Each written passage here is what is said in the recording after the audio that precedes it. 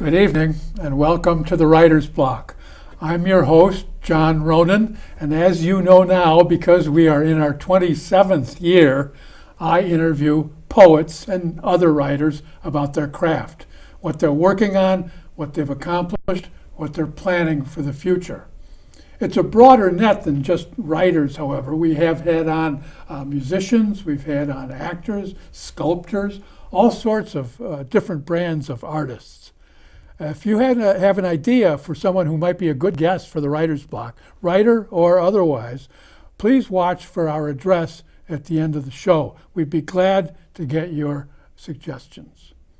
I also want to remind you that this program and all the other original programming out of Cape Ann TV is a result of cable access television. It's a wonderful community service that you don't get if you subscribe to Dish. So don't pay attention to those ads when you see them on TV. Tonight, I'm very happy to say we do have a poet, a distinguished poet who lives down towards Boston by the name of Kim Garcia. She is an award-winning poet published by, among others, the Backwaters Press, and I should say that's a press that also has published me, so I'm very, very biased in favor of Kim and the press. Kim is the author of Tales of the Sisters, which won the 2015 Sow's Ear Chapbook Contest.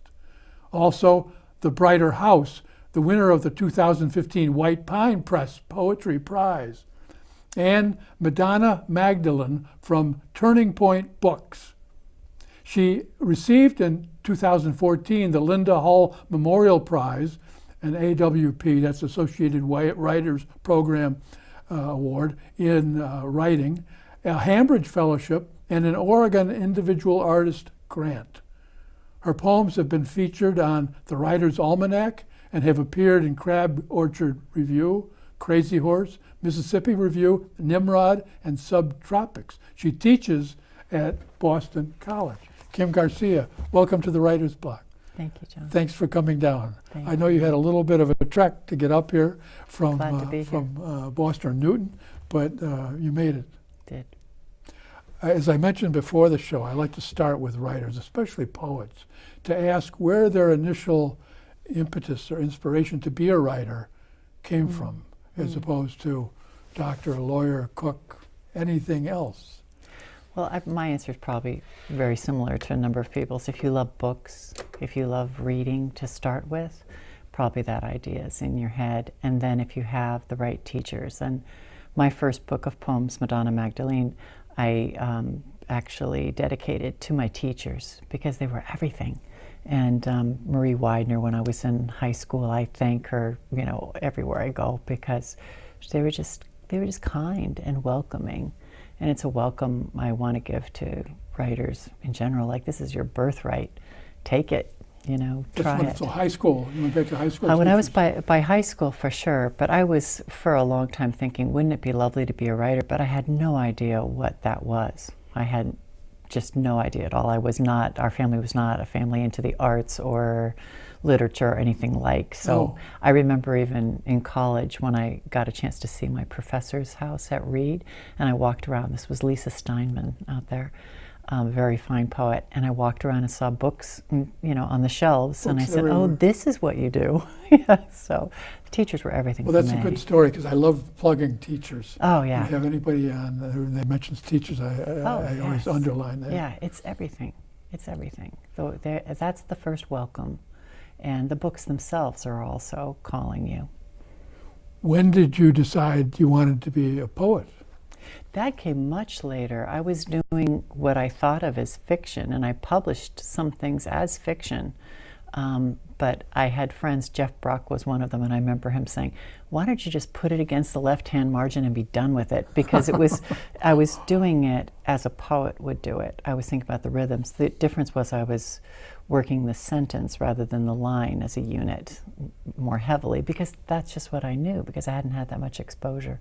So by then I'd read things. You have a prose poem in here. I do. And there were things all the way through that started as prose and then migrated into poetry, but all the way along, I think the real tell, I think, for you as a poet is when you're you're writing by ear. You're not thinking, oh, that's a great character. Oh, wouldn't that be a great story? Yeah. You're thinking, that sounds fabulous. Yeah, I love your sound. Yeah, And I it's the mentioned that in sound. the email, I think. Yeah. I love that. Who gave you that suggestion to move it? Jeff Brock. He's a wonderful poet and translator at University of Arkansas now. But when he was in grad school, I remember we used to meet and show each other poems. And I said, but I'm a fiction writer, And he'd look at some of the fiction. He'd say, just forget it. Put it against the left-hand margin. It's good definition Give it of up. poetry. Yeah. It's that stuff that starts in the left margin. Right. Give it up. You're fighting it. So that was in college or grad school. Yeah. You decided to move towards. I poems. did. I've been writing poems all the way along, but I think it was too big of a leap for me all at once to go from, sort of working class roots, and certainly working class in terms of what they thought writing was about. That was just something very artsy that you just didn't do. And I just couldn't envision it. So it took me a while. And then I really didn't understand how to work the line for a while. So it's something I think you can have a lot of fun with. But if you don't have teachers who start out, loving poetry, then it takes a little bit longer, I think, than the fiction.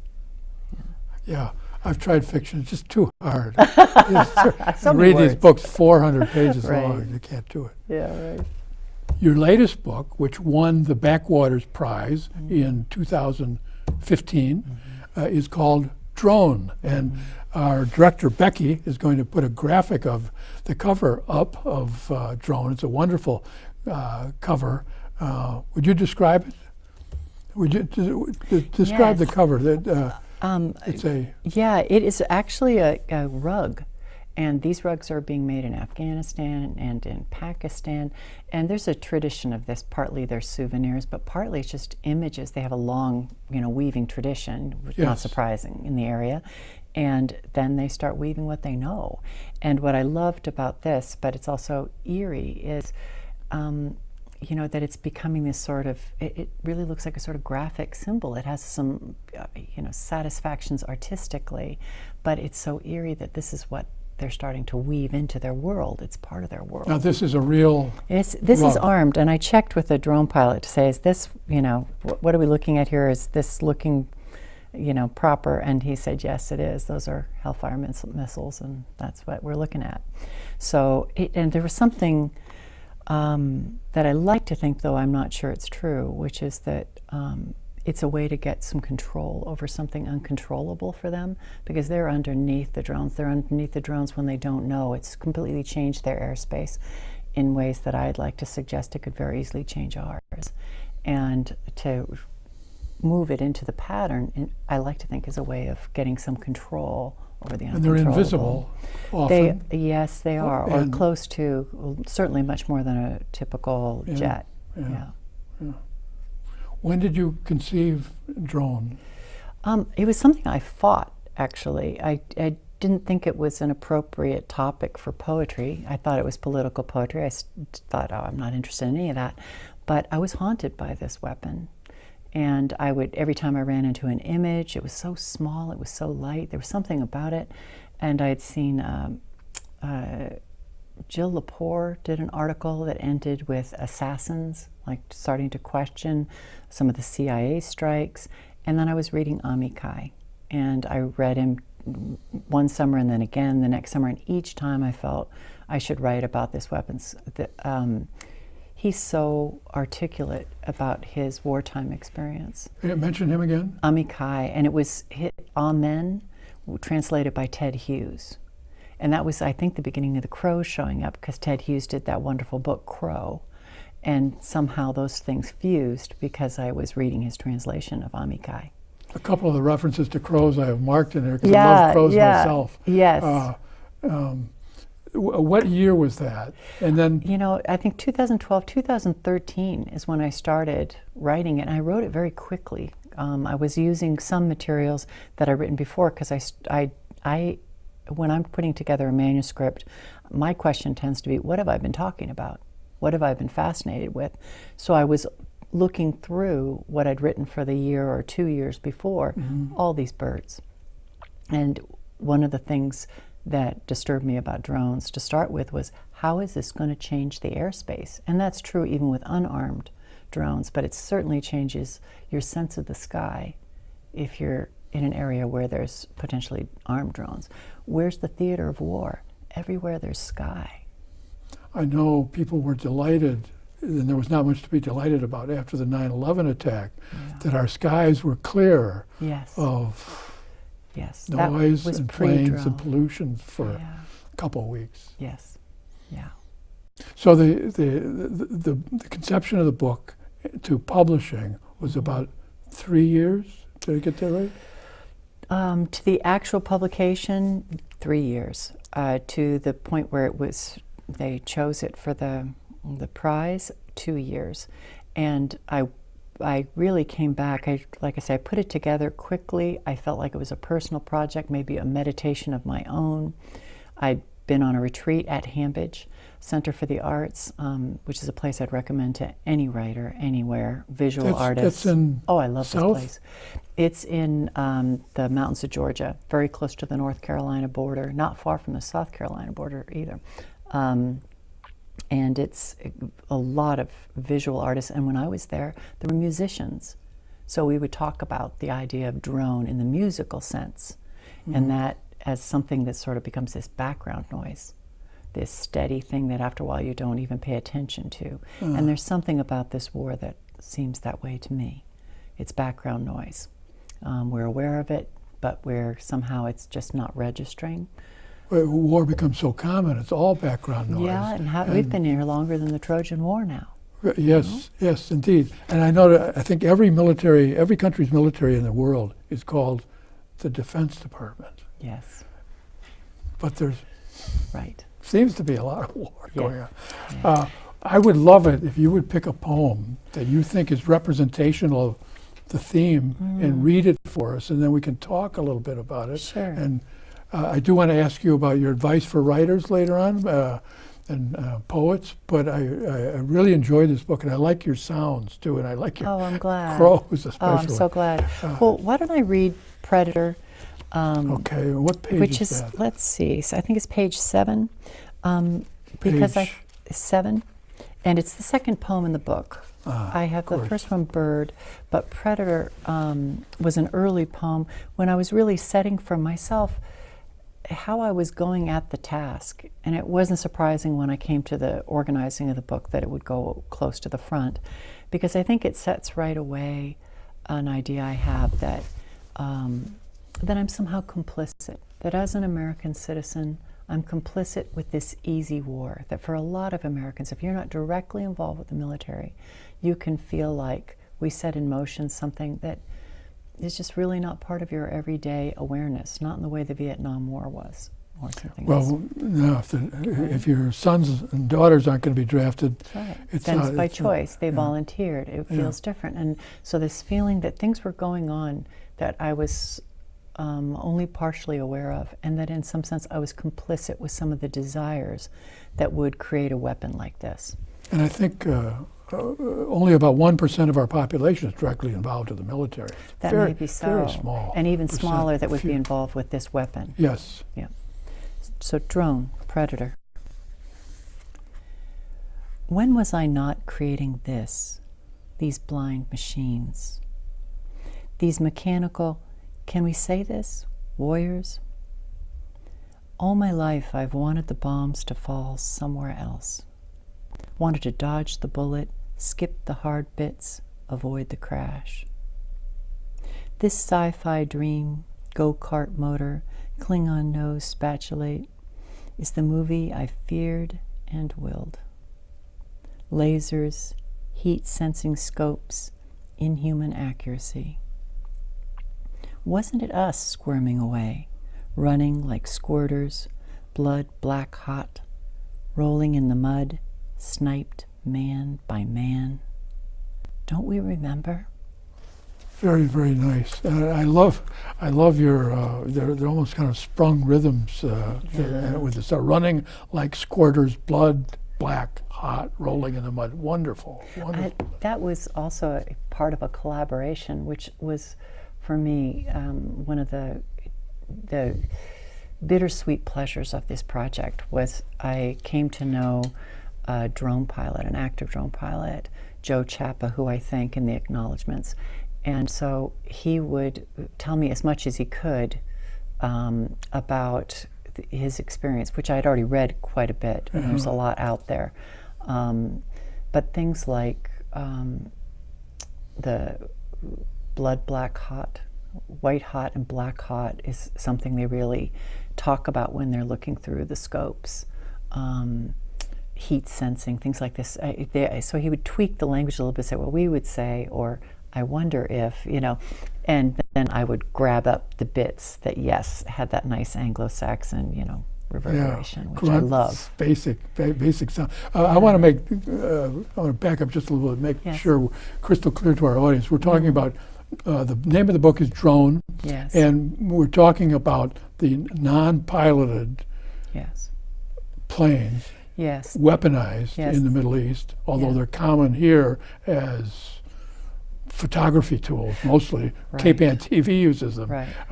So we're talking about these planes. Drones. And they would say remotely piloted because the pilots really, and that's one of the points I make in the book, is the pilots are seeing more and hovering and actually have more precision in certain ways, certainly in what they see, than typical air support.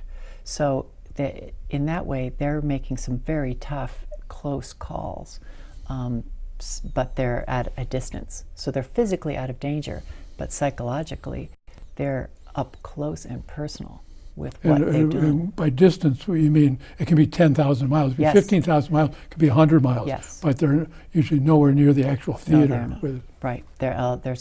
I referenced Nevada, outside Las Vegas. Yeah, it's a big area. Yeah. I mentioned earlier, and you mentioned earlier, crows. Yes. I wonder if you could pick out one of the poems, one of the crow-inspired poems or crow-informed poems. Oh my goodness! Let's see. And read it for us. And I'd like you to explain your fascinations with crows. Let's see. That's a good question. Of course, when you're looking for them, you don't find them exactly, but they're everywhere, aren't they? Do you have one in mind? I have a raven and bird, but not a crow. But I do run into it quite a bit.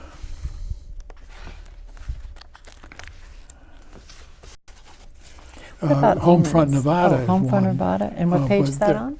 That is on 21. Okay. Now there's a crow mentioned in there. This is about birds. So here's the Nevada. It's because this is one of the difficult things for them, is that whatever just happened with the strike, they get into their car and go home. And we already know from the Vietnam vet experience that getting on a regular commercial plane and going back without having that time to sort of decompress and talk with other vets and all those other things that happened in World War II had huge psychological ramifications. So now we're talking about men and women who leave, and they not only take the hit, but then they're going to hover and look at the consequences. So whatever mistakes they made, if there suddenly was, another person in the car they didn't know about, they have to stay, and they're counting all that. So that sense of the bird that hovers over the dead, you can see where that would have some resonance, but also the difficulty of going from this sort of civilian life and then into, again, the theater of war, and then back again at the end of your shift in civilian life. Was your contact open about talking about that that conflict? Yes. He was studying ethics and philosophy at Boston College. So he was really committed to thinking about what are going to be the philosophical issues, what are going to be the psychological issues. He was a really thoughtful man. I'm talking about past tense. My experience is past tense, but he's very much with us. So let me look at Homefront, Nevada. Driving home after the night shift, you are the first croaking bird, a shark scattering a school of air swimmers. Crow, you grim scud of asphalt refusing sheen, voice drill sergeant. Even your sun behind a scrim of cloud is a want of darkness. Too late the robin's frantic to flush you from the alder. Too late the 3 bold jays determined. Your belly is warm with the nest's meat. A dead cat in the road is reward for cunning. One more bird making a meal of its enemy. Turn home. Young crow darkened like a bruise, pale blue and red at birth. A nest of mouth always hungry, learning early to stomach a failing world. Very nice. I've read this several times. One of the things that jumps out is your use of want, and the old as a noun, and then of course it has the echo of our more modern usage, and it gets both layers, and that's very, very Anglo-Saxon. Going back to old Germanic roots, I like that. What your viewers can't see is it's also broken into 4 sections, so it's got a little bit of a koan, and crows show up in koans. So I'm sure that was in my mind as well, these sort of odd statements. And again, for me, one of the pleasures of poetry that you don't find as often in fiction, I think, is this sort of invitation into what we almost know, as in, the dream world, what we almost know. And since I'm talking here, like, this is something we almost understand, or we don't want to understand. That mystery. They have to have that mystery, What it would be like to be going home and you have children coming out to you and you've just targeted someone, and they oftentimes know those children they've watched. That's something I very much miss in what I consider not very good prose. I love, say, Eudora Welty. There's magic and music and mystery, and then you read somebody else who's just explaining things. It's like a user manual in fiction, and it's not. It's not good. It's not the same. Yeah, it doesn't express as much, does it? No, it does not. I want to ask you, where these shows go so quickly, I want to ask you if you could just in a minute give some advice to young writers who might be poets or thinking about poetry, about how to pursue that craft. Yes. Who might be watching tonight. The most important thing, I think, is to read with your heart open and to be aware of what's drawing you. There's not enough reading most of the time, in part because the teachers are a bit intimidated by poetry. This is sort of like a snowball that can pick up speed. The teachers are nervous because they weren't necessarily exposed to much themselves, so they don't read it aloud. Hearing it on the air is really important. So if you can go to poetry readings, and not just spoken word, where sometimes the emotional range can be very similar, poem to poem, but Academy American Poets, sometimes you can hear the poet reading it. But that attentiveness to what's moving you, I would say young people are being pushed so hard.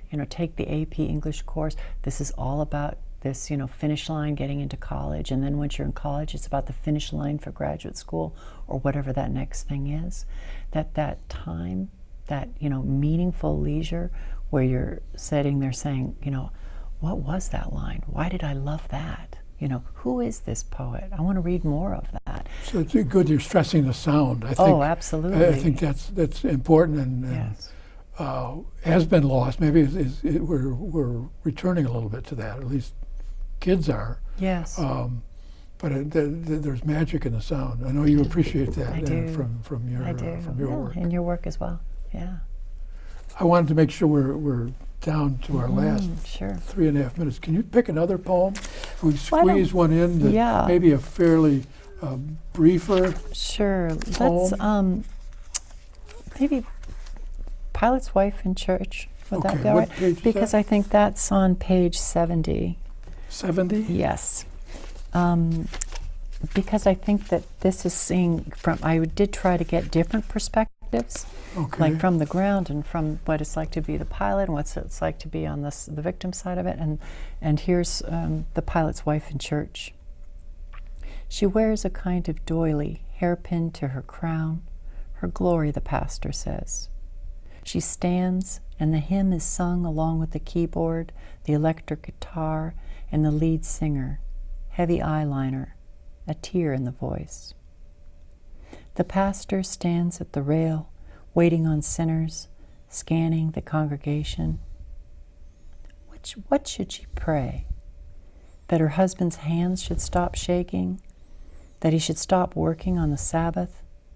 That he should stop having those dreams, stop getting up and playing video games in the dark, stop turning out the lights and then talking, stop not talking, stop hating her for listening, stop killing those men who kill us, stop killing those children who cluster around them, stop the women who we must watch collect the bodies, parts of bodies, who are themselves sometimes nothing but bodies.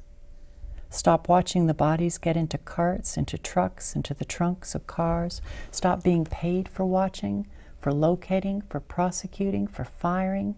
Stop fighting for the insurance to pay, for the VA to pay, for the government to pay. What should she pray? How can God answer? Wonderful stuff.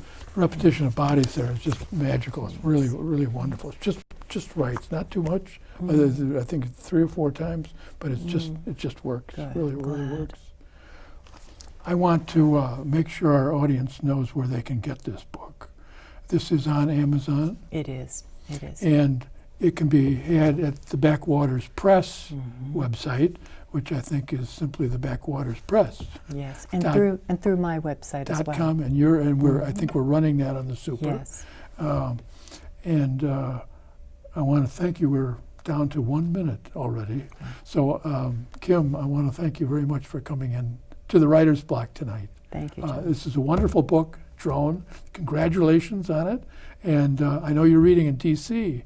in February. February's past this show. But anyway, in somebody's future, you're going to be reading in D.C., and I'll see you down there again, I hope. Great. Thanks for coming down. Thank you so much. I want to thank you in cable TV land for being with us as well. If you've learned something about Drone, Kim Garcia's award-winning book, and poetry, then we've done our job here at the Writer's Block tonight. Thanks for being with us again, and I'll see you next week on the Writer's Block. Good night.